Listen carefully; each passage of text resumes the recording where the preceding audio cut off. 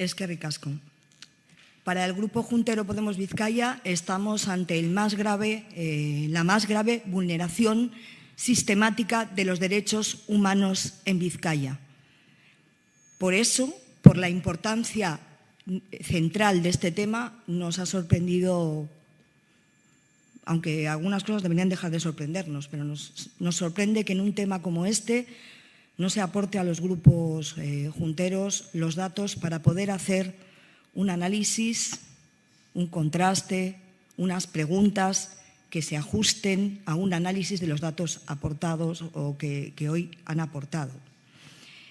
Por respeto a las mujeres que han sido asistidas y que han recibido la atención en los recursos que esta Diputación Foral de Vizcaya tiene, voy a hacer una intervención prudente, pero señalar, y esto no es, supongo que es responsabilidad fundamentalmente de la diputada foral y de su equipo. Entiendo que la persona que viene por parte de, en este caso la doctora, bueno, no tiene por qué saber cómo funcionamos en esta institución, pero sí debe saber que para que sea mejor seguramente comprendido todos sus datos y sus informes, esto es una cuestión iba a decir, básica, el haber tenido los datos. Con todas estas cautelas, que ya digo, no es por respeto en este caso a quien ha tomado la decisión, y yo creo que esta decisión es consciente, porque si no, no lo entiendo. Desde el Grupo Juntero Podemos Vizcaya no podemos entender que se traiga un informe, que se vuelquen tal cantidad de datos sobre un tema, ya digo, fundamental. Estamos hablando de vulneraciones de los derechos humanos y de atención a las personas, no solo a las mujeres, pero sobre todo a las mujeres, a las que se presta atención en estos servicios, y nos parece realmente grave. La verdad es que me voy a quedar ahí. Bien, sobre los datos que he recogido y que nos gustaría preguntar, entendemos que algunos pues, no corresponden con la evaluación concreta de los recursos, pero nos sorprende que cuando se hable de recursos públicos no se hable, por ejemplo, de dotaciones materiales y de presupuestos, del dinero y de las personas que están trabajando en este ámbito. Es decir, si hay que hacer alguna evaluación sobre los recursos, también se hace una evaluación sobre los recursos personales, ya digo, y materiales, y las cuantías que están destinadas a la prestación de estos servicios. No he oído ninguna mención al tema económico, y ya sé que no siempre todo depende del dinero invertido en esto, pero no entendemos que los servicios se mejoren si no hay un aumento, una dotación, y como no se ha comentado nada, pues pediría, si tiene a bien, que nos comente un poco la evaluación en el sentido económico y de dotación de recursos, ya digo, materiales y personales en los últimos años. Nos sorprende que cada vez que oímos hablar de este tema haya vacíos en la información.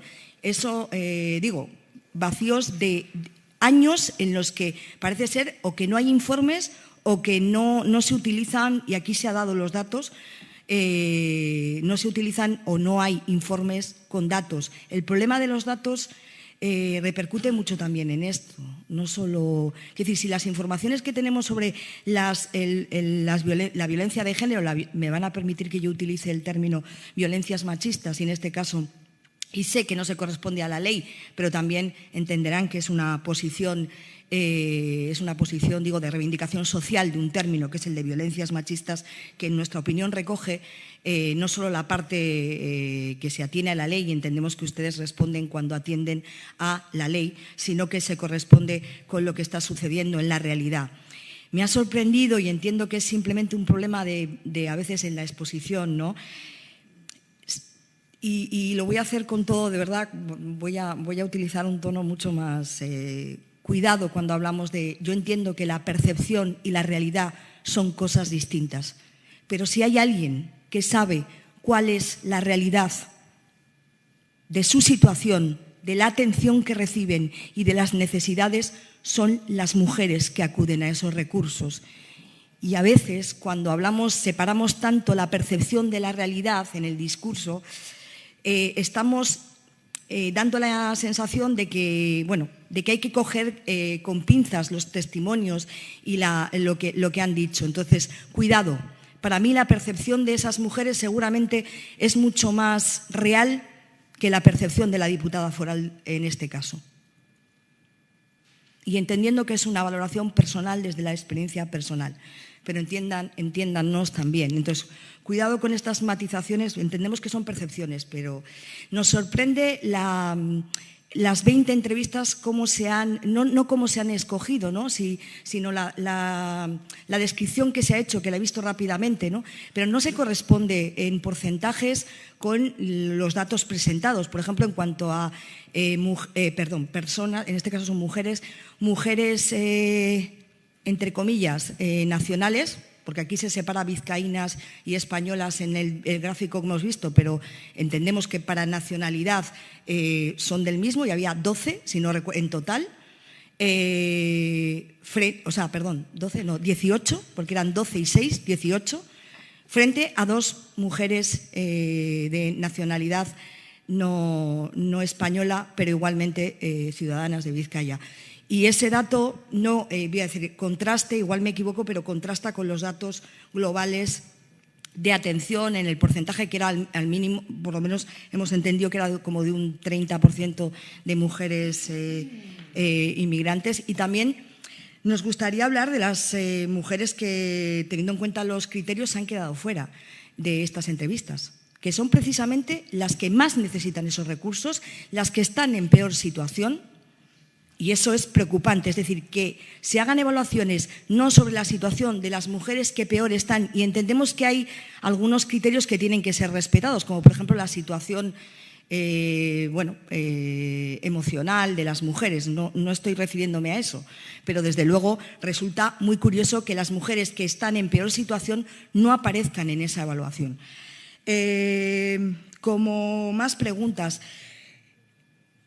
La evaluación, el seguimiento nos preocupa, ¿no? Se ha hablado de que hay mujeres que llevan 5 y 10 años de violencia machista, que el 50% de las mujeres atendidas llevaban entre 5 y 10 años sufriendo violencia machista. Nos preocupa el seguimiento, ¿no? ¿Cómo hacemos la evaluación de las que dejan los recursos, unas porque han hecho un proceso hacia adelante y pueden continuar sin esos apoyos, pero no sabemos qué pasa después cuando dejan esos recursos? No sabemos si realmente han podido, su proyecto vital ha adquirido una suficiencia y una normalidad que les permite decir que esas mujeres no necesitan, en este caso, de la ayuda, no de la ayuda, de los servicios que se prestan desde lo público. Quisiéramos saber cuáles son las medidas, si es que hay alguna, porque si la valoración es que todo va bien, y yo he entendido que no es esa la valoración, si la valoración es que no todo va bien, sino que hay cosas a mejorar, me gustaría saber cuáles son las medidas que está diseñando o que tiene previsto adoptar la Diputación, y sobre qué aspectos de los que aquí se han señalado específicamente se va a trabajar en ello.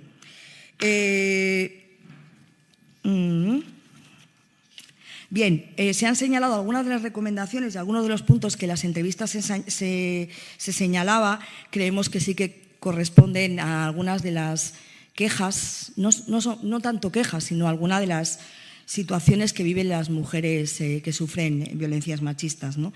Que es, por ejemplo, el tema de la burocratización y de esa, usted hablaba de la ventanilla única, ¿no?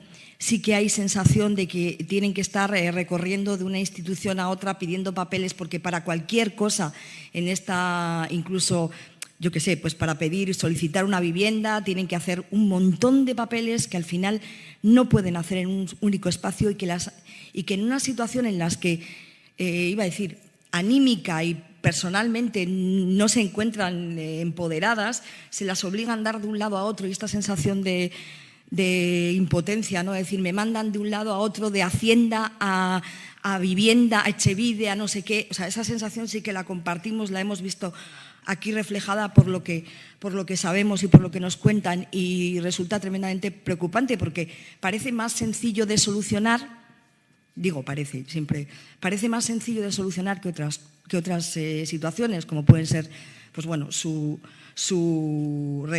recuperación y su apuesta.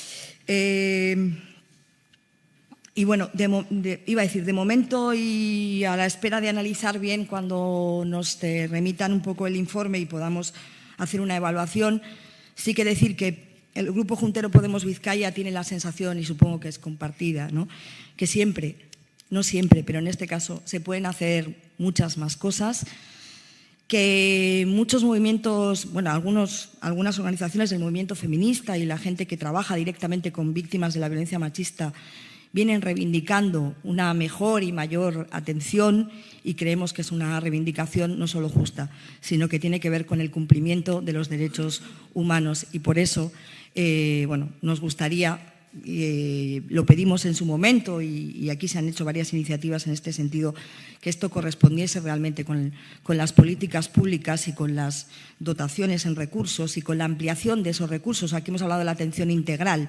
También me gustaría hablar un poco en esa atención integral que se queda ahora mismo, si no fuera, sí en condiciones de, digamos, de menor atención que otras, porque creemos que hay aspectos que se siguen quedando fuera de esa atención integral y nos gustaría saber si hay algo sobre eso, si saben exactamente en qué se puede mejorar. Y bueno, pues sin más, eskerrik asko.